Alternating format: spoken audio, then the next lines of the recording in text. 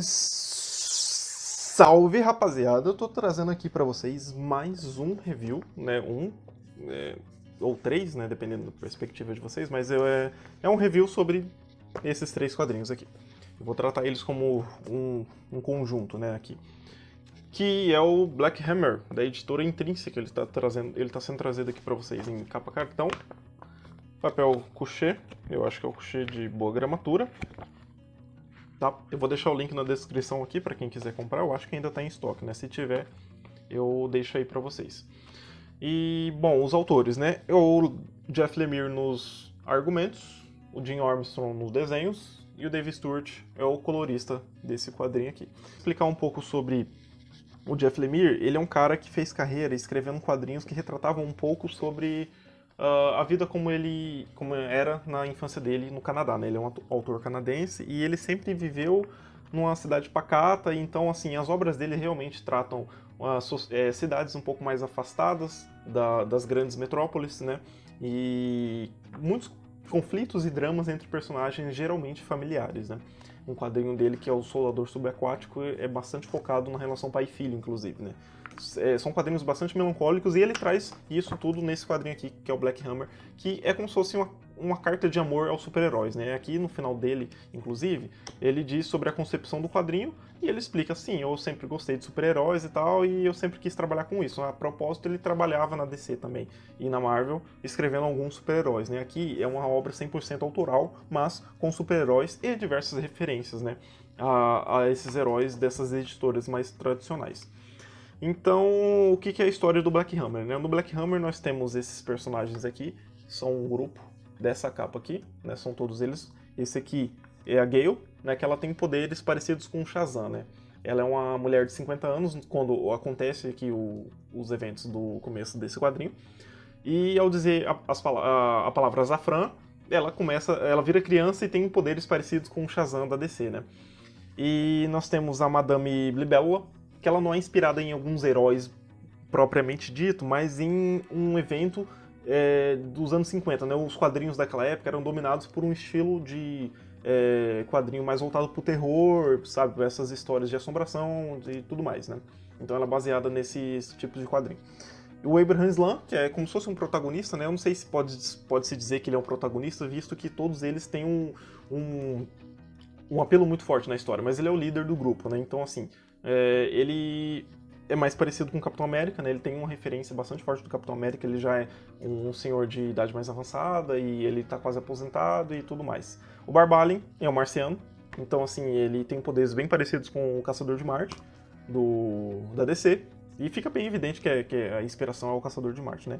E aqui tem esses dois aqui, tem a Talkie, que é um robô, né? Eu não sei dizer direito em quem que ela foi inspirada, mas eu acho que é mais juntamente com o Coronel Weird, que parece ter similaridades com o Adam Strange da DC, tem umas inspirações nos quadrinhos de ficção científica da década de 50, mais ou menos, né?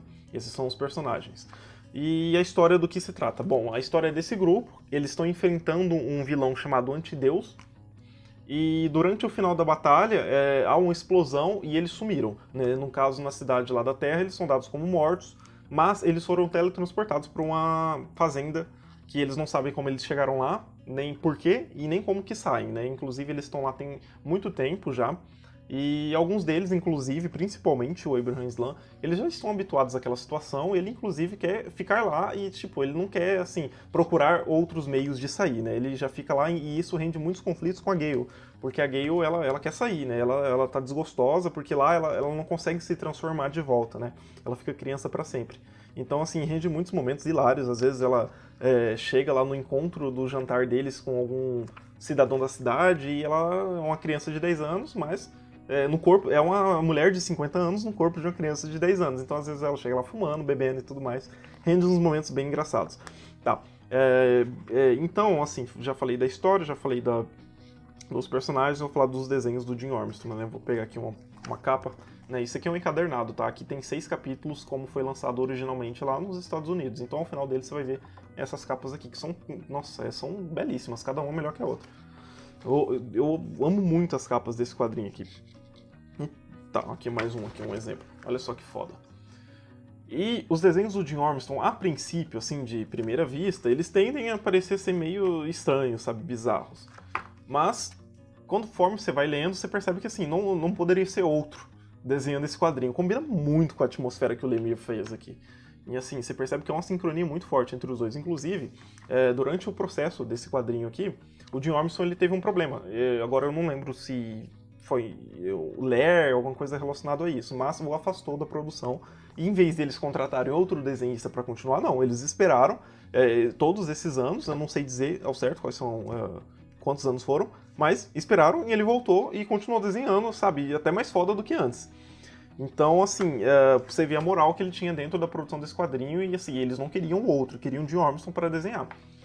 E conforme você vai lendo, você vai se apegando muito ao traço dele, aos desenhos dele e vai tornando a história cada vez melhor, sabe?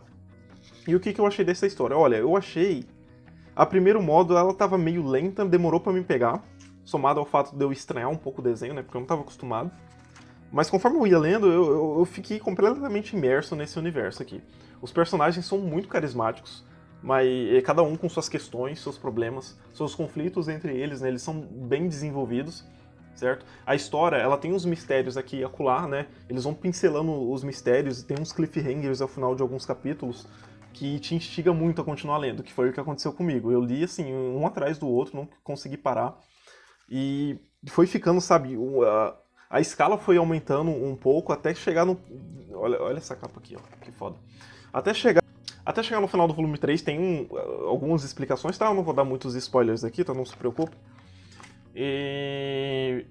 eu acho que, assim, eu fiquei mais ansioso ainda pro volume 4, apesar de que algumas pessoas falaram que o volume 4 dá uma queda de qualidade e dizem que o Lemire não soube fazer o desfecho muito bem. Bom, eu não li, não tenho aqui, mas pretendo adquirir em breve para trazer a resenha e vou tirar as minhas conclusões. Mas eu acho, assim, pelo jeito que eu tô me afeiçoando à história, eu acho pouco provável de que aconteça algo que o torne assim tão ruim. Mas, cara, Black Hammer é sensacional, recomendo para todo mundo, inclusive...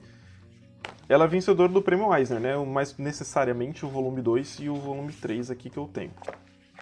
Que é aqui, ó. Vencedor do Prêmio Eisner de melhor série em 2017, né? Pra quem não sabe, o Prêmio Eisner é como se fosse uma espécie de Oscar, né? Dos quadrinhos, né? Premiado diante de algumas categorias lá. Mas enfim, é isso, cara. É muito bom, eu recomendo. Eu só não recomendo, assim, mais ou menos, pra quem nunca teve contato com um quadrinho. Por quê? É porque o Jeff Lemire aqui, ele faz muitas referências aos quadrinhos, né? Tanto na concepção dos personagens, que parecem personagens já que nós já conhecemos, né? Como Capitão América, Thor, inclusive o Black Hammer é um herói, né? O que dá o nome ao quadrinho, que ele tá desaparecido, né? O que aconteceu com ele é um mistério, vai revelar um pouco depois do quadrinho, ele é esse cara aqui. Ele parece o Thor, tá? E todo o background dele, a mitologia, parece uma mitologia mais ou menos do próprio Thor da Marvel, como dos novos deuses da DC, né? Então, assim, a referência de conceitos, de eventos, sabe, de mega sagas, mais ou menos, tudo é referenciado aqui. Então, pra você curtir 100%, captando todas as referências, você já teria que ter uma bagagem, né? Mas, assim, é plenamente possível você chegar imerso aqui no quadrinho e ler, desfrutar da história e curtir e vai indo, sabe? Então, assim, a minha recomendação fica mais ou menos, sabe? Pra você desfrutar 100% é bom você ter bagagem, mas se você nunca leu nada, você pode chegar e curtir numa boa, é uma história que vai te cativar, tá? Então é isso, galera, não deixa de dar o like no vídeo, tá? Se inscreve no canal, é muito importante, vai me ajudar bastante, e segue nas outras redes sociais, tá? Eu vou deixar o link aqui na descrição do Twitter e do Instagram, lá eu dou dicas de filmes, de séries, de desenhos, animes e etc e tal. No Instagram eu faço resenhas de quadrinhos digitais, tá? Que eu não trago aqui pro canal porque eu acho que é mais prático e melhor eu trazer esse tipo de conteúdo lá pro Instagram e aqui, bom, eu trago ela física, eu acho que fica uma dinâmica mais bacana pra vocês, tá? Então é isso, galerinha, um abraço e fui!